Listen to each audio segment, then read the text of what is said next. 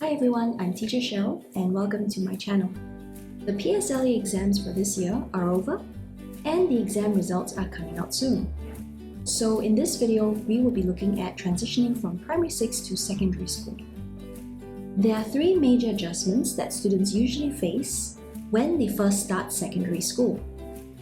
The first one is obviously that they have to adapt to a totally new school environment.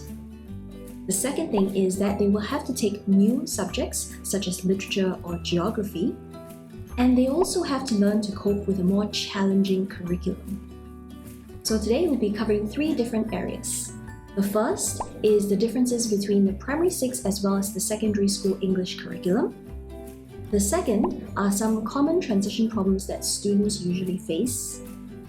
And the third is what students can do before the start of the new school year. So let's start off with the first one, the differences between the primary 6 and secondary school English curriculum. In the O-level English exam, there are 4 papers or 4 sections, and in paper 1, there are 3 parts: editing, situational writing, as well as continuous writing. Let's take a look at the first component, editing. In the PSLE, the editing section comprises 12 marks, while in secondary school it's only 10 marks. However, the main difference between the two is that in primary school, the errors are given. All students need to do is to correct the spelling or grammatical error. In secondary school, the errors are not given. Students will have to spot the grammatical errors and correct them on their own. This is an example of the PSLE editing component. As you can see, the errors are highlighted for the students. And you can compare this with the O-level editing. As you can see, students are only given a passage and they have to identify the errors themselves. Next, let's take a look at situational writing. So at the PSLE level, situational writing comprises of 15 marks. Students are given 6 marks for content and 9 marks for language, as compared to the 30 marks given in the O-levels. Students are given 10 marks for task fulfillment and 20 marks for language. For situational writing in both PSLE and O-levels, students have to write a piece of text based on the question prompt and visual stimulus given. However, for the O-levels, students are required to elaborate on the responses and include their personal opinions as well. They also have to write about 250 to 350 words. This is an example of the PSLE visual stimulus. And this is an example of the O-level visual stimulus. So comparing the two, you can see that the visual stimulus for the O-level paper has more text and information given. Take a look at the question prompt for the PSLE, and you can compare this to the O-level question prompt. Once again, you can see that the O-level question prompt has more information and details given, and students would need to use this information in their situational writing. The last section of the O-level paper 1 is the continuous writing section.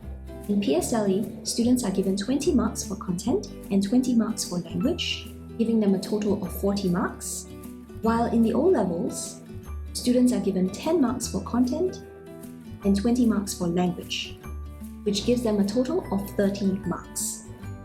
The first difference between the PSLE and the O-level continuous writing is that in PSLE, students are given 3 picture prompts. For the O-levels, students are not given any picture prompts. Instead, they are given 4 questions and they have to choose 1 out of these 4. The other main difference is that in PSLE, students are only required to write a narrative. For the O-level, students would have to write different essay types such as descriptive, persuasive, and so on. The word length is also different. At the PSLE level, students only need to write about 150 words. But in the O-level, students have to write about 350 to 500 words. This is an example of the primary 6 continuous writing question. You can see that there are 3 picture prompts given. And comparing this to the O-level paper, students are only given 4 question prompts to choose from, without any picture prompts. Moving on to paper 2 of the O-level English exam. This paper has 3 sections: visual text comprehension, narrative comprehension, and expository comprehension. In visual text comprehension, students are awarded a total of 8 marks, while in secondary school it's only 5 marks.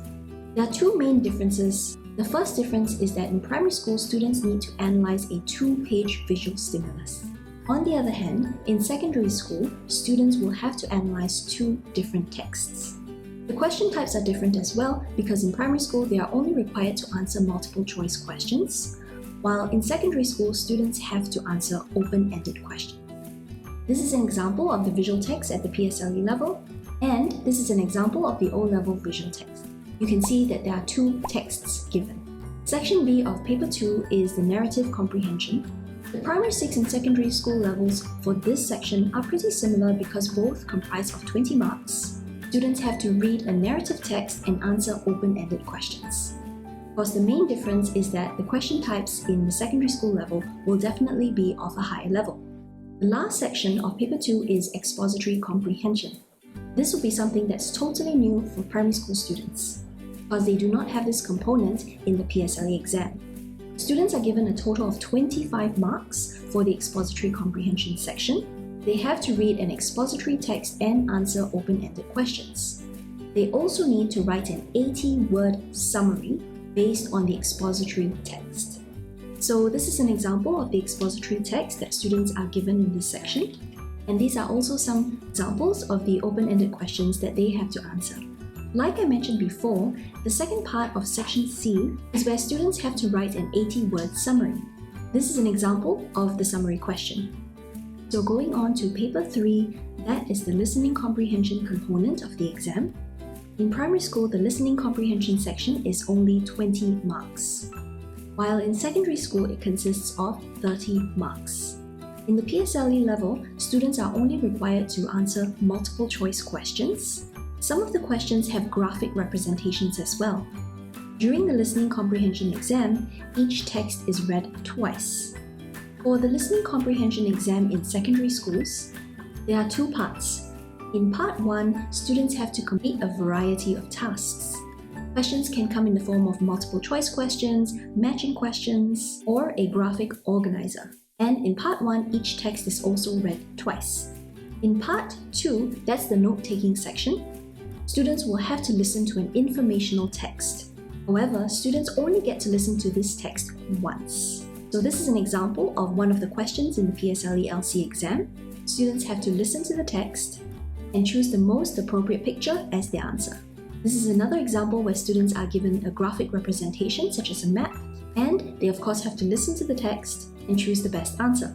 In the O-level, students are given MCQ questions that look like this, or they're given matching questions like this. They could also be given a graphic organizer like this, and they have to do some note-taking, and the question looks something like this.